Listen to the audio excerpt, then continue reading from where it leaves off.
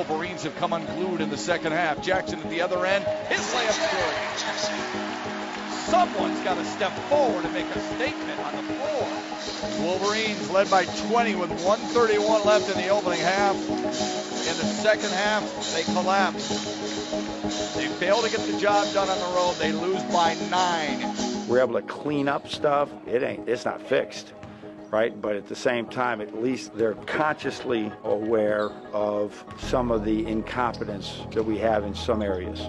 We got to stick together also in hard times, even though the momentum kind of seems to be against us. We got to stick together and just play our game. We're all hungry from that loss, and we just want to get out there and compete.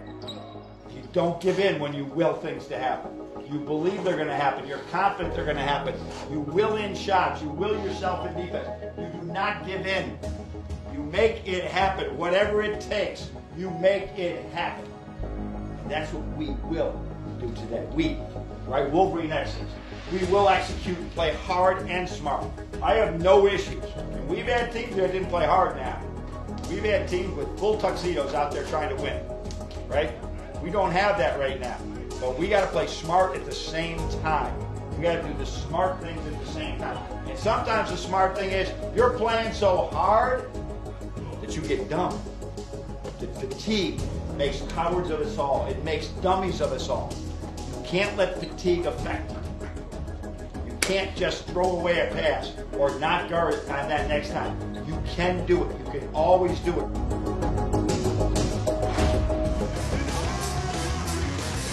Michigan was hoping to respond to their second half struggles at Ohio State. They had a hard time finding their shooting eye early. Aaron Holiday and UCLA were pushing the tempo, and the good-looking Bruins point guard took advantage.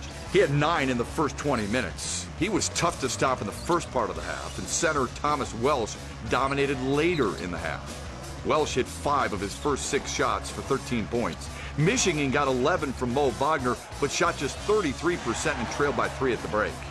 UCLA opened the second half on a run and built a 15-point lead, but Michigan responded with a strong pushback that included an 8-0 run guided by Charles Matthews. Matthews around a Teskey screen, weaves his way inside, lays it off the window and good. Matthews has scored 5 straight for Michigan. Matthews would finish with 20. The Bruins tried to pull away in a career night from Aaron Holiday, but U of M wouldn't yield. Mo Wagner started playing like the preseason all-conference first-teamer that he was. He drove a pair of triples, and the Wolverines crawled to within 2. Wagner straight away, wants it, bang! They're dialing him up right now, and Mo Wagner's taking care of business. And Xavier Simpson played contagious defense. Draws a double team, knocked away by Simpson. Simpson into the front court, he'll scoop and score! Michigan down 1, 64-63. Xavier Simpson has been a spark plug. Tied at 65, the two teams would head to overtime, and Michigan would dominate the extra session, outscoring the Bruins 13-4. Simpson was a pest and a clutch performer. A kick out, Simpsonized the 3. Got it! Come on! Xavier Simpson has arrived. He had a career-high 15 points, and Michigan storms their way to victory, 78-69 to improve to 8-3.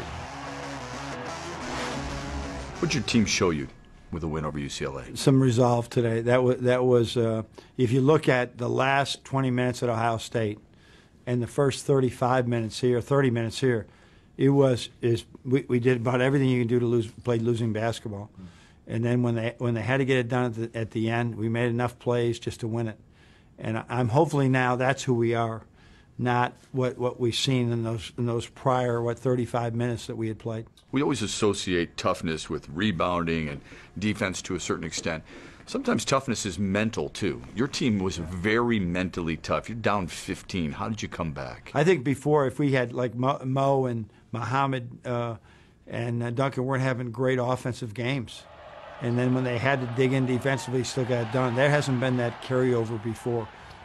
A lot of our teams and most teams in the country, your defense gets better if your offense is good. And our offense, it hasn't been good. We had open shots or we were missing foul shots, and we still turned around and got enough work done.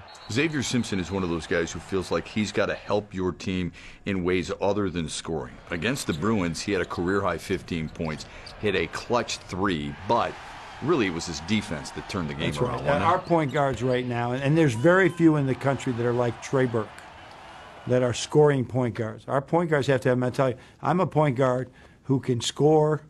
I can score, but my job is to defend a great point guard and get other people open by attracting two. Derek Walton played that way for 3.5 years.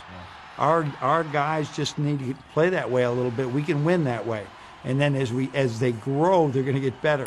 But it's like a guy. All of a sudden, you put him at third or fourth in the lineup, and he's got to hit a home run every time to be a third or fourth guy. No, you don't have to. You just got to move guys along. Hit sacrifice. Move guys along, get walks, and hit singles, and the home runs will come. You told your team afterwards you don't think you've ever had a team shoot 8 of 22 from the free throw line and win a game. That's fair, but Eli Brooks, your freshman, when he needed to, hit clutch free throws. What in his makeup allows him for that big That's moment? why he's in that lineup right now. He can shoot it. He can shoot a jump shot. He can shoot it in. He had the makeup there to get them both. It would have been incredible if that ball would have went down. He could have won it right there. But it is I love his makeup, and as any point guard we've ever had, we're pretty tough on them. That's the quarterback. They got to get things right. And I even said to him yesterday, I'm really tough on you because I'm frustrated with myself because I can't teach you quicker. Just hang in there with me, and you're going to make big plays for us. That was a big one. UCLA averaged 87 points per game coming in. They shot 48% from the floor coming into the game. And in 3 of their previous 5 games, they had 8 turnovers or fewer. You turned them over 20 times. Those are impressive defensive statistics. Does your team like playing defense, and if so, why? I think this is a mentality of this team can become very good in those areas in defense. I think that with Charles, Muhammad, right, all the point guards have the ability to really be good defenders. And then with Mo and Duncan, they'll probably be never known, and Isaiah never known as these were shutdown guys. Not this year. At the same time, they can play smart enough to play good defense, be one step ahead of the offense. And that's what we're encouraging everybody. So we do have probably more volume in defenders we've had before, but still the guys in the game are the ones that got to get it done. I said to you after the Ohio State game, do you worry if that scars your team blowing a 20-point lead and losing by 9? Today, after winning by 9, trailing by 15 at one point, what can it do for a young club psyche? I think it's really important that like I said, the scar, I want it to be a scar that they remember every day, right? About how quickly a lead can change. UCLA, they're not scarred today. They're better today. They'll have other games that may even mean more down the stretch. And I said, whatever happens in that Ohio State game, it helps us beat UCLA, then I'm okay with it. And so it was a huge win for us that way because I do think that we gained some toughness even from that loss. I think there's a lot of pressure on Mo Wagner. It's probably self-instilled at times because of the expectations. He was dynamic against the Bruins, but started off a little bit of a struggle, even though he was 4 of 5 searching for his shot. He did not settle. You've told him, be aggressive. You don't always have to take a 3. How much did he grow in that area today? Well, I think in that Ohio State game, he forced a lot of things. And it didn't work. And I think he's not going to be perfect as he grows in his basketball IQ, but he made a big growth in area by being more selective in what shot he wants to take. It was a thrilling overtime win, and some would say an unpredictable overtime knockout. Ed Kongursky has the reaction from the players when we come back. Inside Michigan Basketball is brought to you by Gardner White. You'll overpay anywhere else. And by Jaguar.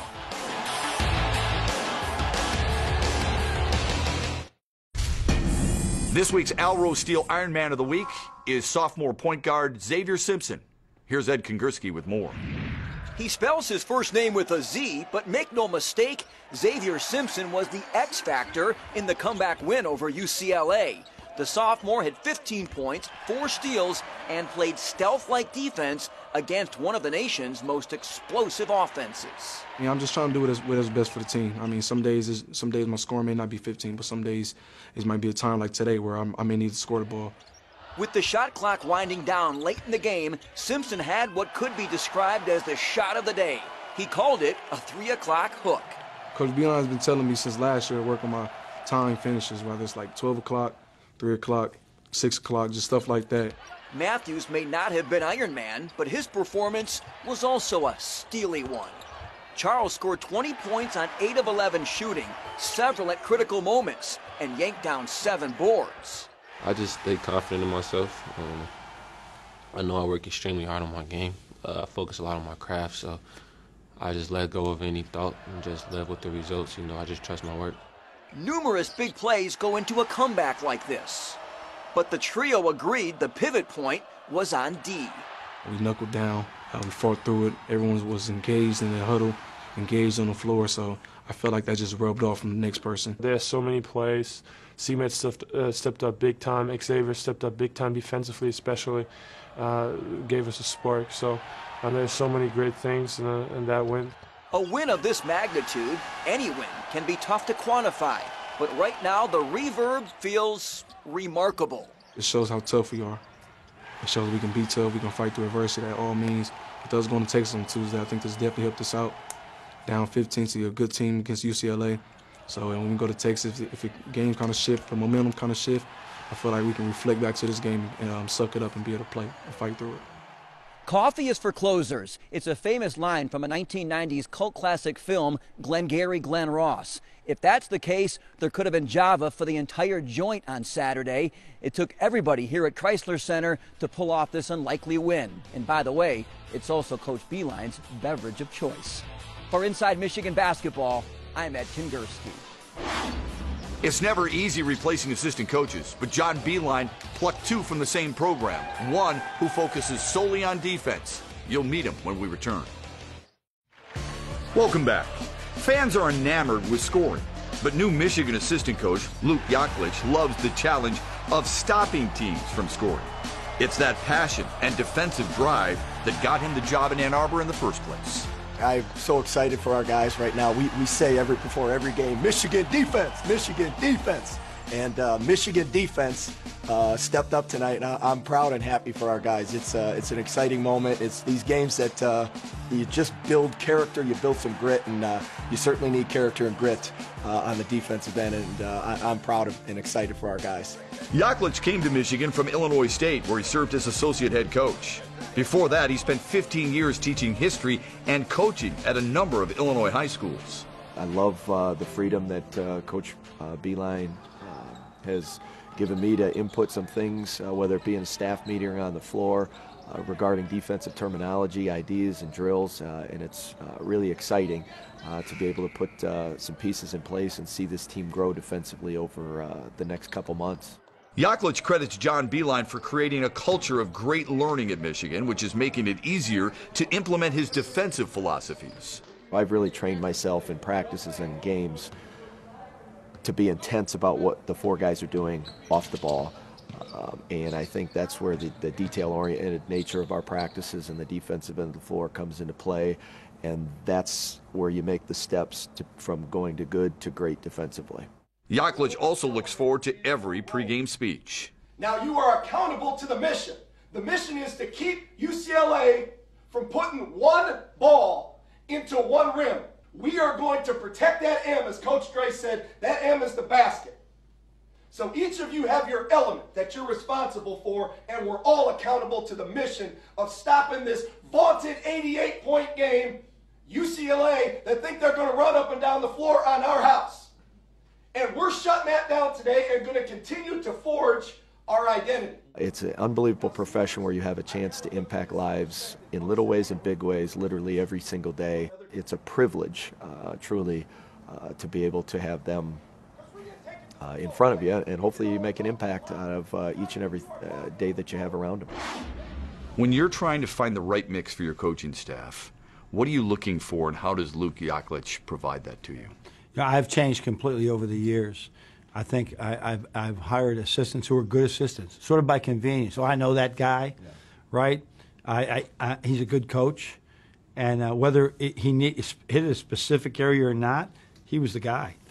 I've been very fortunate with that approach, but that you can't take that approach every time.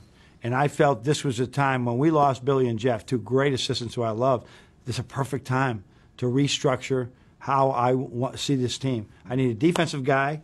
I need a teacher, right? You can't, and I need a recruiter all in one, right? So many people said to me, "Oh man, I be your assistant. I'll bring this guy with me, this recruiter." Immediately off the list, right? I want a teacher, because what happens if that guy doesn't come or that guy's not good enough, and now you're stuck with a guy who can't coach? Or if he leaves early. That's right. Right. So we wanted to get a guy that long term could recruit, could teach, and I wanted his focus to be on defense. I don't want him to care one bit about offense, and believe me, that's what Luke cares about. So, but again, you could be a defensive guru, but the fact he's been a high school teacher, he's a teacher. I asked him to send us video of him teaching in a practice at Illinois State, so I could hear voice inflection, how he talked, how he educated people. And he was a dark horse the whole time, and once I met him, and I met him again, I said, that's the guy. The women's basketball team continues to boast a top 25 ranking. We'll show you why with a couple of wins after this. Welcome back to Inside Michigan Basketball. This was the scene last April at Detroit's Callahan Hall after the Wolverines beat Georgia Tech 89-79 in 3 overtimes to capture the women's NIT postseason championship. Michigan returned to the University of Detroit Mercy campus Monday night. The Titans hit 5 3-point shots in the opening minutes and jumped out to a 10-point lead. But the Wolverines outscored the Titans 27-9 in the second quarter to take a commanding lead. 4 Wolverines scored in double figures, with senior Caitlin Flaherty leading the way with 26 points. Nicole Munger added 13 points, freshman Deja Church added 12, and junior Hallie Thome chipped in 11 points as Michigan cruised to an 86-50 win. Flaherty scored a game-high 27 points Thursday night against Marquette at Chrysler Center, but it was a struggle early on for Michigan. They trailed by as many as 9 points in the first half, but the Wolverines outscored the visitors 28-13 in the third quarter to take the lead for good. Thome, Church, and Munger joined Flaherty as double-digit scorers as Michigan wins 82-76. From a role player to a starting guard spot, Nicole Munger is embracing her role this season, all while still getting used to being an upperclassman. I think I'm a hard-nosed player, an energy giver, but tough. I'm not a rah-rah player. I'm going to go at you tough and hard. Nicole is also aware that playing with confidence is critical to being successful. I'm competitive in everything I do, but I think I'm competitive in a quiet way. Just trying to be great every single day, and that can't be game days. That has to be from October 1st to hopefully April 6th or 7th, hopefully. Nicole and the Wolverines are striving to become more mentally tough this year, putting past disappointments out of their minds and moving forward with positive attitudes. We just take it day by day, and I think that's just been so much fun, not looking towards the only goal is March, and that's the only time we can have fun, because every game is fun. I just think this whole year has just been incredible so far, and it's just been a lot of fun, and we just got to keep having fun with it, because when we play relaxed, that's when we're better. Nicole's fun will continue this afternoon when the Wolverines host Kent State at 2 p.m. It's another busy week for Michigan as they host North Florida on Tuesday and wrap up the week with Fort Wayne on Saturday at 2 p.m. at Chrysler Center. We'll, of course, have those highlights and more next week on Inside Michigan Basketball. I'm Sarah Van Meter. The Michigan-Michigan State hockey rivalry began a new era last week with Mel Pearson and Danton Cole taking over as head coaches of the traditional hockey powers. Our Leaders in Best series is brought to you by Gardner White Furniture. Michigan senior captain Tony Calderon scored his first career hat trick Thursday night, leading the Wolverines to a 4-0 shutout win over MSU. Unfortunately for Calderon and the Wolverines, MSU responded with a shutout win of its own at Munn Ice Arena Friday night. The Spartans beat Michigan 5-0. The teams could meet again in the upcoming Great Lakes Invitational Tournament in Detroit at Little Caesars Arena beginning on New Year's Day. That's a wrap for this week's edition of Inside Michigan Basketball. Come on back next week. We'll recap the game in Austin, Texas against the Texas Longhorns and the first time Michigan plays at Little Caesars Arena. Folks, it's the first time a college basketball game takes place there. They'll play the Titans of University of Detroit Mercy. Until then, have a great week, everybody. Go Blue. Michigan.